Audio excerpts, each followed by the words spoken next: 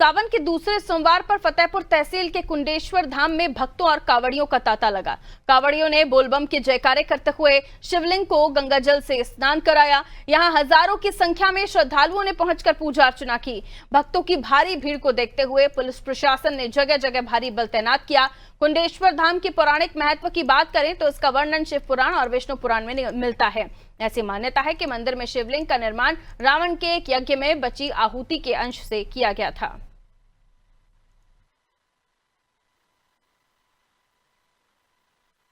आज सोमवार को देखते हुए कुंडेश्वर महाधाम की व्यवस्था में पर्याप्त पुलिस बल लगाया गया है। जगह जगह पार्किंग, सुल्तानपुर घोष की तरफ से आने वाले पब्लिक के लिए अलग पार्किंग है, खागा की तरफ से आने वालों के लिए अलग पार्किंग है। सारी व्यवस्थाएं बनाई गई हैं, पर्याप्त फोर्स को लगाया गया है। यहाँ लगभग कितने जो है श्रद्धालु आए? इस समय कम से कम 15,000 श्रद्धालु जो आकर के महाराज बाबा का दर्शन कर लिए होंगे। यहाँ की मान्यता जो है वो दीदी मन्नत की थी, पापा का एक्सीडेंट हुआ था तो अगले वो जो पिछले निकल गया है तो उसमें मेरे पापा का एक्सीडेंट हो गया था। यही सोमवार में हुआ था तो काफ़ी ज़्यादा कि बहुत ज़्यादा चोट लग गई थी तो इसीलिए दीदी मन्नत मानी थी कि ठीक हो जाएंगे तो अगले सावन में हम लोग पैदल जाएंगे बाबा जी के दरबार में। और यहाँ हम लोग अब आए हैं, दीदी के साथ आए हुए हैं खागा से। आप यहाँ पहली बार आए? जी हम फर्स्ट बार यहाँ आए हैं। कुंडेश्वर धाम के आपने दर्शन किया? जी कुंडेश्वर बाबा जी के दर्शन किए। आपको ये स्थान कैसा लगा? बहुत अच्छा लगा, यहाँ आकर के बहुत अच्छा लगा। मौजूद हैं कुंडेश्वर धाम में। कुंडेश्वर धाम की जो मान्यता है वो बहुत पुरानी मानी जाती है, अनादिकाल से मानी जाती है।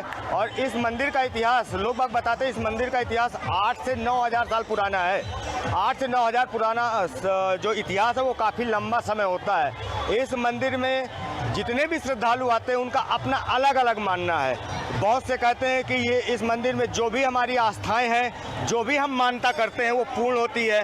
उसी पूर्णतः रूप में यहाँ कई लोग जो भक्तगण हैं लोकल के या अदर बाहर के आते हैं वो यहाँ पे भंडारा, भारी भंडारा कराते हैं। भंडारा के साथ साथ यहाँ पर गंगा और जमुना मध्य स्थित 17-18 किलोमीटर गंगा जी, 17-18 किलोमीटर जमुना जी के मध्य में स्थित गंगा जी का जल जो है इस शिवलिंग पे चढ़ाया जाता है। इस शिवलिंग की एक मान्यता अभी और है जो हमें पता चली है कि जब ये शिवलिंग एक महात्मा द्वारा यहाँ से निकाली गई थी उतनी समय इस शिवलिंग का आकार बहुत छोटा था।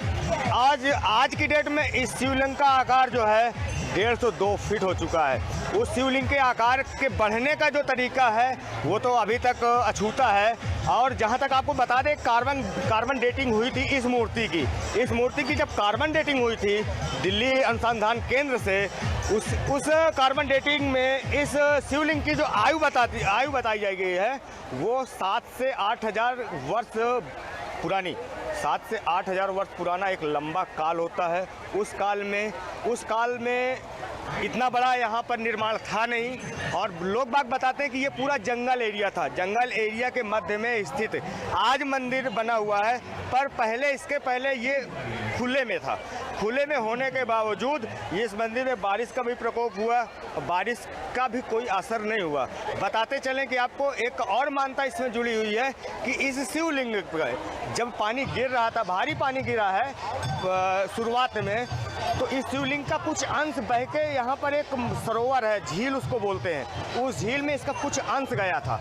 उस झील में जब अंश वहाँ पर गया तो वहाँ एक जड़ी हुई है, उस जड़ी का नाम रुद्रवंती बताते हैं। और रुद्रवंती का जो खासियत है आपको बताते चले कि रुद्रवंती हिमालय पर्वत पर पाई जाती है जहाँ पर टेम्परेचर माइनस पे माया जाता है। माइनस टेम्परेचर में उगनी वाली वो जड़ी यहाँ पर एक मरुस्थल में कैसे हुई है वो तो एक आश्चर्यजनक बात है, वो तो एक धर्म की बात है, आस्था की बात है, उस पर हम कुछ टिप्पणी नहीं कर सकते। पर ये एक अनोखा चमत्कार है। और उस रुद्रवंती का जो यूज आदमी यहाँ बता रहे हैं, लोग बाग बताते हैं, वो उस रुद्रवंती का यूज जो है कई बीमारियों में किया जाता है। और बीमारियों के साथ साथ उस रुद्रवंती का जो इतिहास है बहुत पुराना है। आगे जो भी जैसे भी जानकारी हम आपको मिलती रहेगी हम आपको देते रहेंगे। अनादि न्यूज़ से शैलेश विश्वकर्मा के साथ। आज